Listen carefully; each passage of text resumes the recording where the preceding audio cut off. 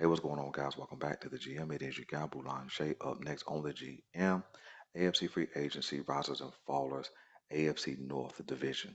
Do me a quick favor, hit like, subscribe, and hit the notification bell so that you get updates when we upload new content. Let's talk about it. So, the AFC North, man, has been busy as well, just like the rest of the AFC.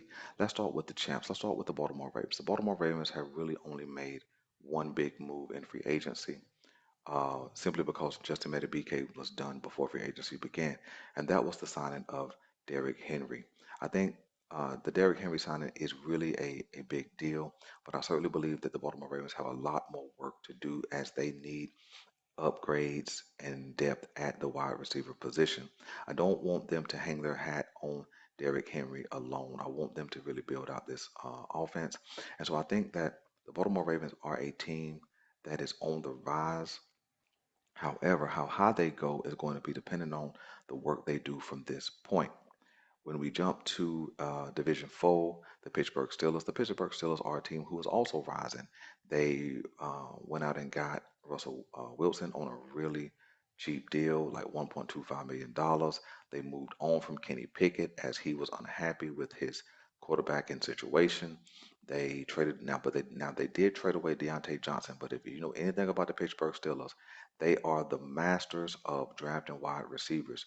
So you have to certainly believe they're going to get some wide receiver depth in this draft, as this draft class is probably 20 deep with good quality wide receivers. And so they won't feel that Deontay Johnson lost too long before they get some help.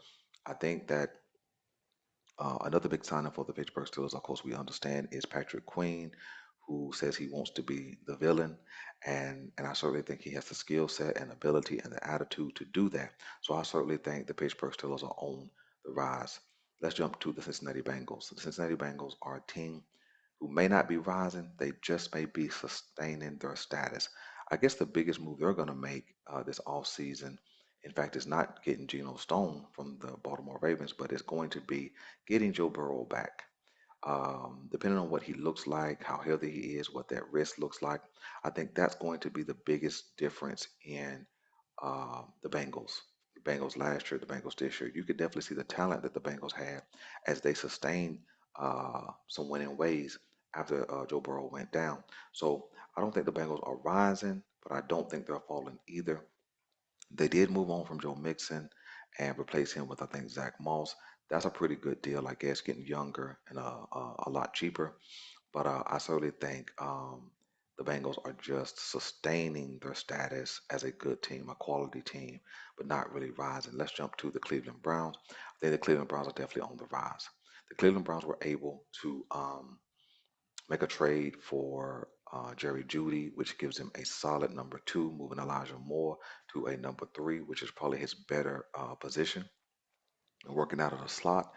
What they also did, they were able to maintain um, Zadarius Smith, keeping his pass rush intact, and then they just have been able to stay the course. So you're going to see the Cleveland Browns go into the draft. They're going to build depth through the draft, and I guess the biggest move they're going to have is getting Deshaun Watson back healthy and unhealthy Nick Chubb. If they get those two guys back healthy, in concert with what they did last year, making the playoffs with an aging Joe Flacco, they're going to be a team to reckon with. So when you look at the AFC North as a whole, right, the level of competition around the Baltimore Ravens has risen. And I would even dare to say that the Baltimore Ravens are not the top of the mountain alone anymore in the AFC North. I think the Browns and the Pittsburgh Steelers have risen up to an equal level. Why would I say that? Well, simply the Browns been able to get a solid number two in Jerry Judy. If they get Deshaun Watson back and he can be any semblance of his old self, don't know if that's going to happen. And then getting Nick Chubb back, those things alone are enough to bring them to a Baltimore Ravens level. This defense didn't lose any major pieces, and this offense could only improve with those additions. When you look at the Pittsburgh Steelers, no matter what you think about Russell Wilson, what he has or has not been, they can only be better at the quarterback position with Russell Wilson over Kenny Pickett, and they're certainly going to be better with Patrick Queen. That raises them up too. So you got to think both these teams made the playoffs last year. Did Pittsburgh make the playoffs? I can't remember. But both these teams were super competitive last year without good quarterback play.